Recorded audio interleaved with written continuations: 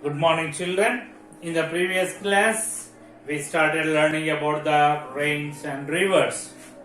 So, as a first part, we have learnt about the rains, and in the present class, we start the second part, that is rivers. So, before going to start this topic, I would like to put a question that what happens to the water that fall on the earth's surface? I repeat, what happens to the water that falls on the earth's surface?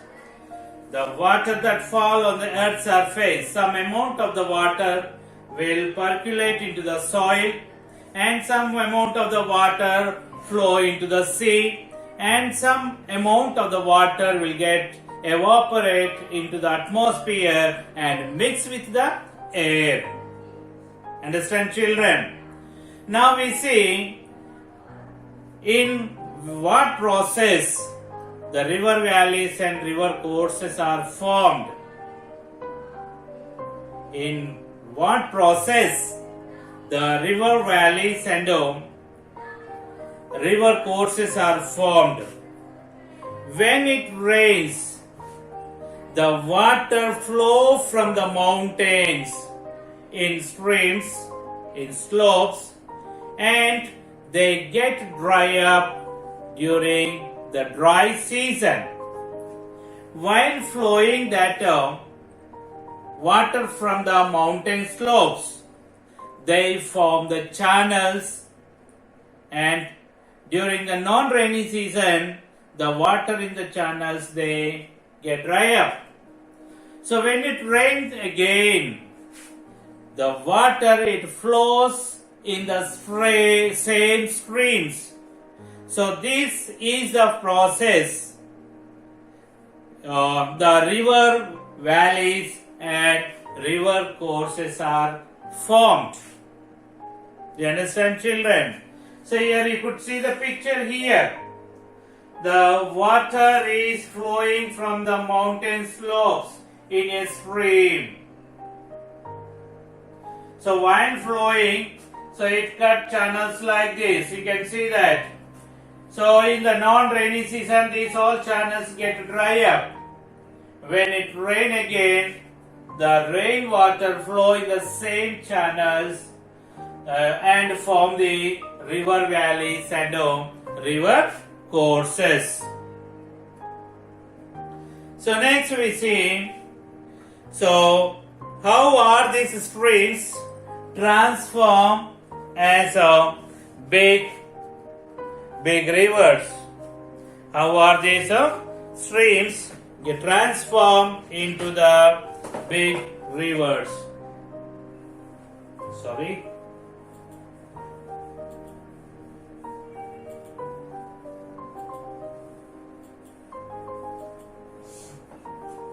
Now we see how are the rivers, streams get transformed into the big rivers. At the source, a river usually it starts as a small stream.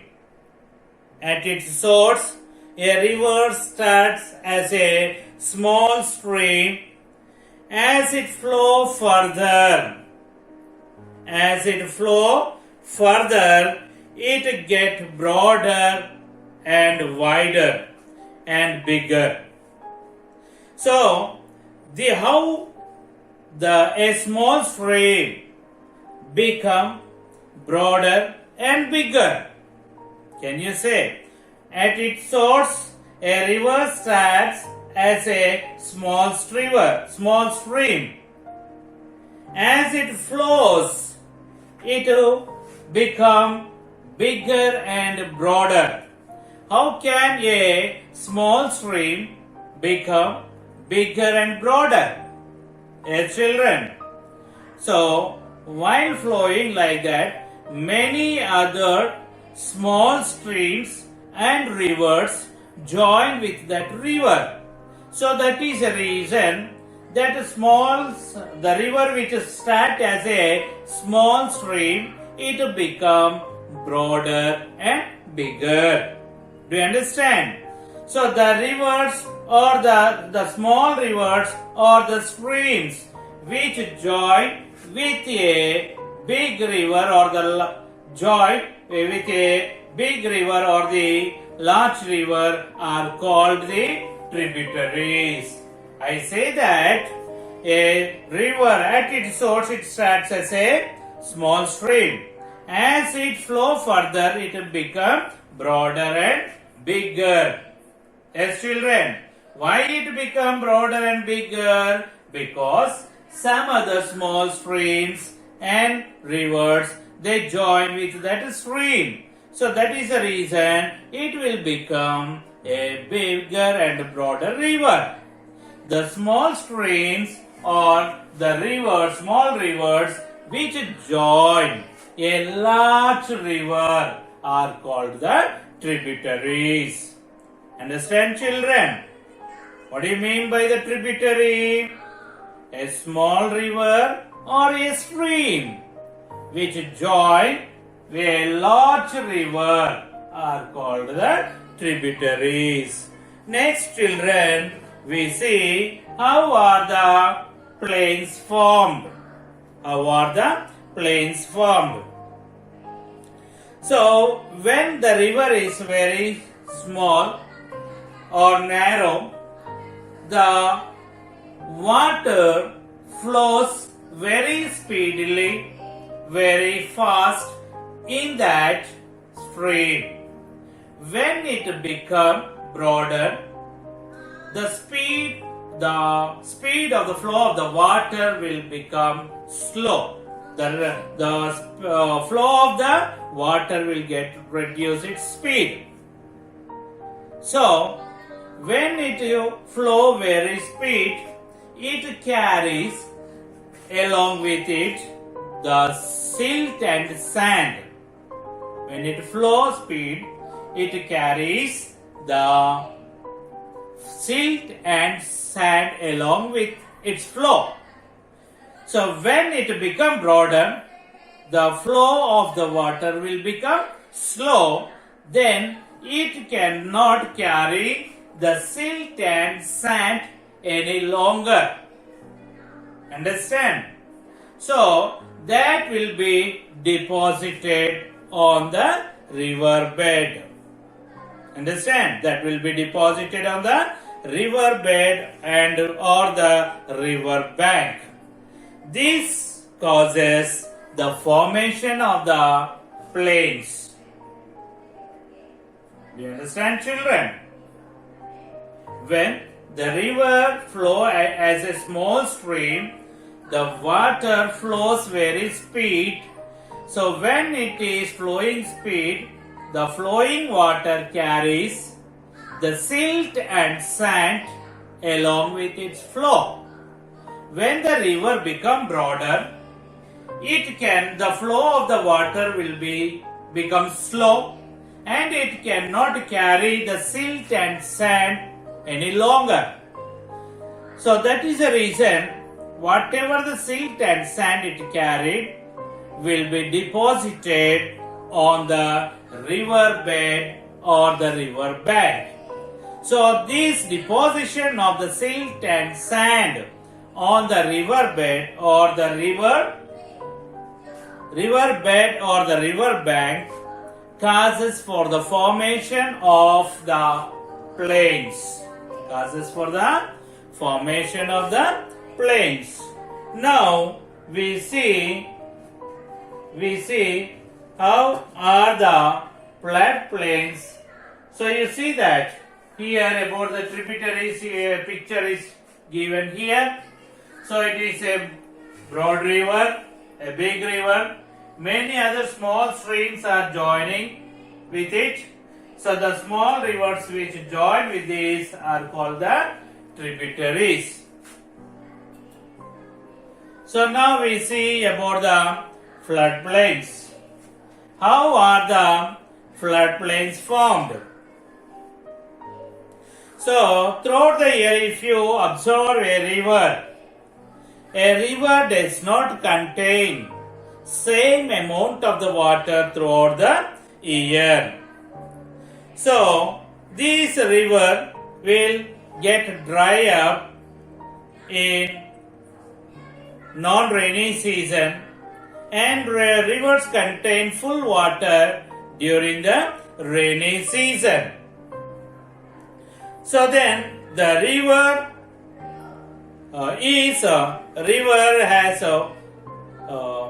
river flows in the rainy season very wider, and during the dry season the water will get shrink, means it get the less water we can find in the river. It flow as a small stream during the non-rainy season. You can see here it is so during the rainy season it flows fully. This floodplain you can see, so it has a high river banks.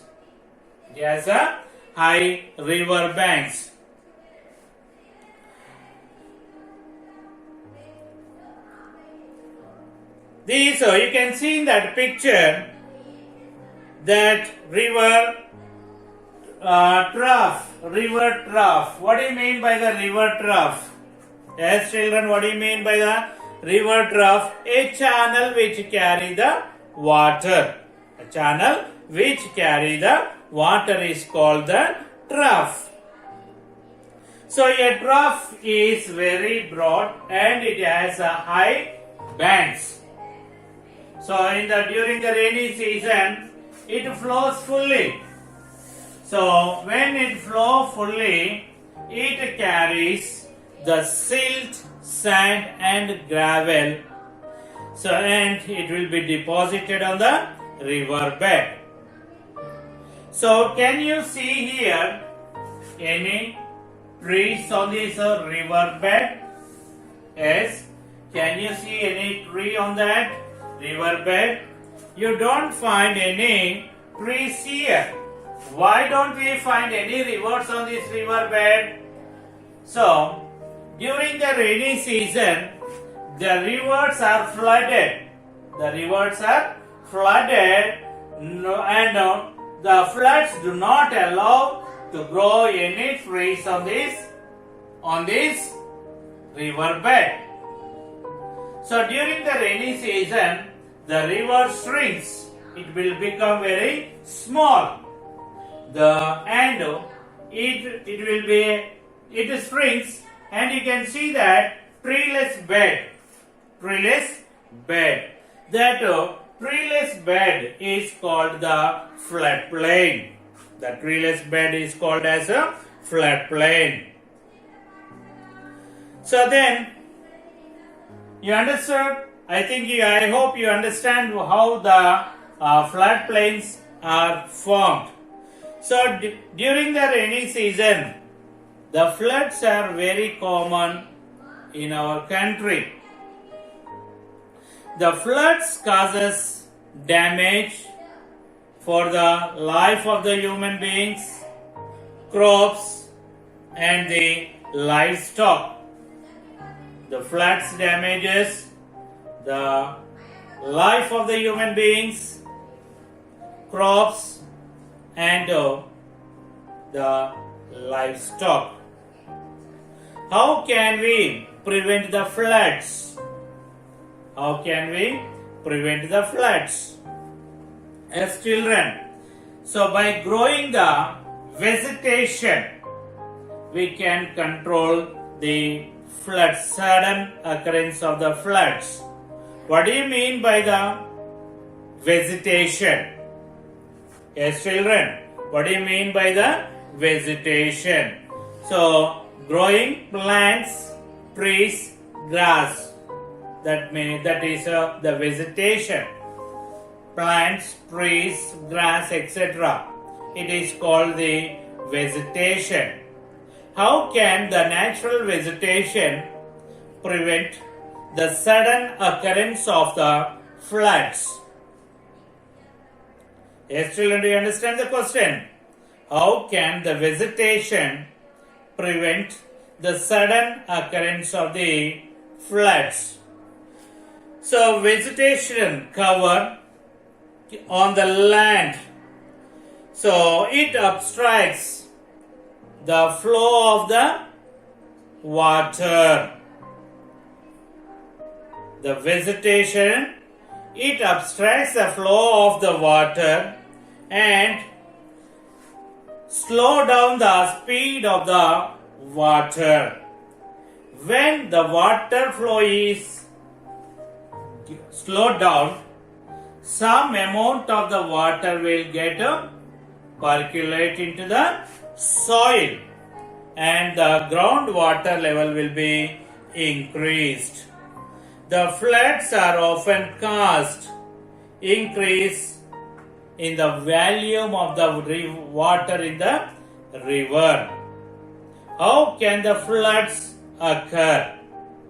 How can the floods occur? So if the volume of the water which reaches to the river increases suddenly, it causes for the floods.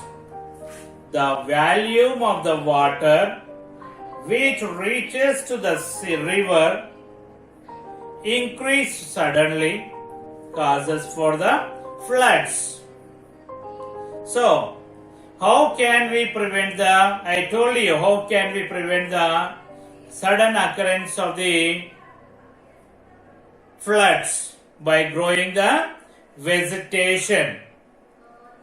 So by growing the vegetation. So this vegetation slow down the flow of the water. So when the flow of the water gets slow, there is a chance of preventing the sudden occurrence of the floods.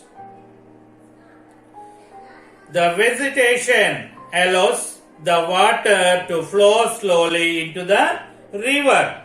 Then we can prevent the sudden floods.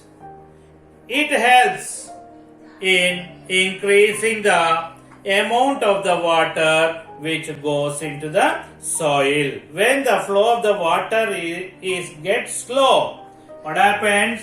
Some amount of the water will percolate into the soil and the groundwater level will be increased.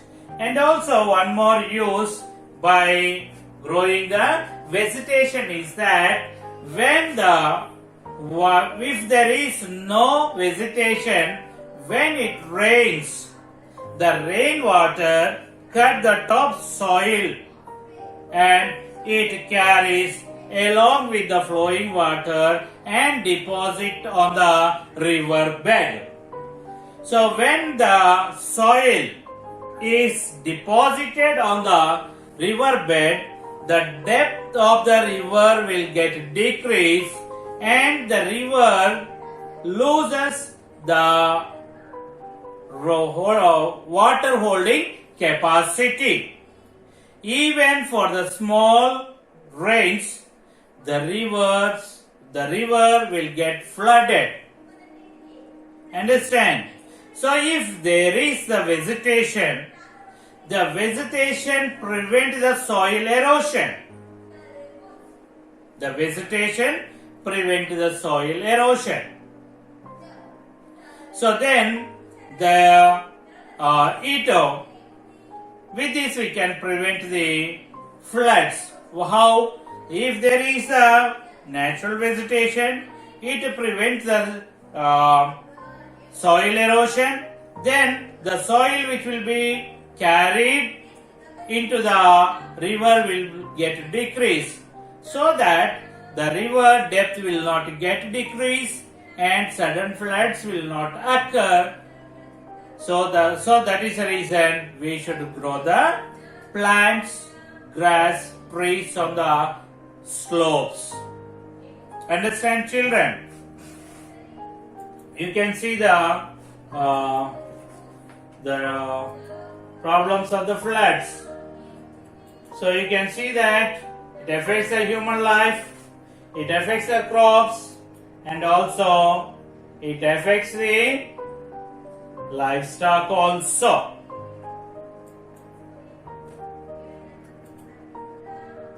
So now already we learnt about the river. How are the rivers formed? Yes, children, as its source, its river start as a small stream. As it flow further, it become bigger and broader. Is it? So now I would like to put a question that how many types of rivers are there? There are two types of rivers. They are the perennial rivers and the non-perennial rivers. Perennial rivers. What do you mean by the perennial rivers? The rivers which flow throughout the year are called the perennial rivers. Do you have any perennial rivers in our state? Yes, Krishna, Godavari.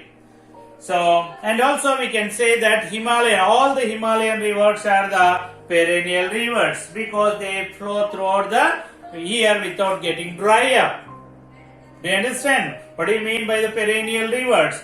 The rivers which flow throughout the year are called the perennial rivers, and non-perennial rivers, the rivers which flow only in the rainy season and get dry up in the non-rainy season are called the non-perennial rivers. You understand, children?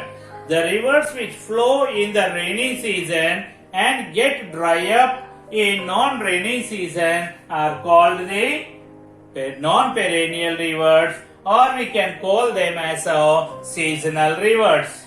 For example, you can see that Manjira, Dindi, Mosi, etc. are all the non-perennial rivers.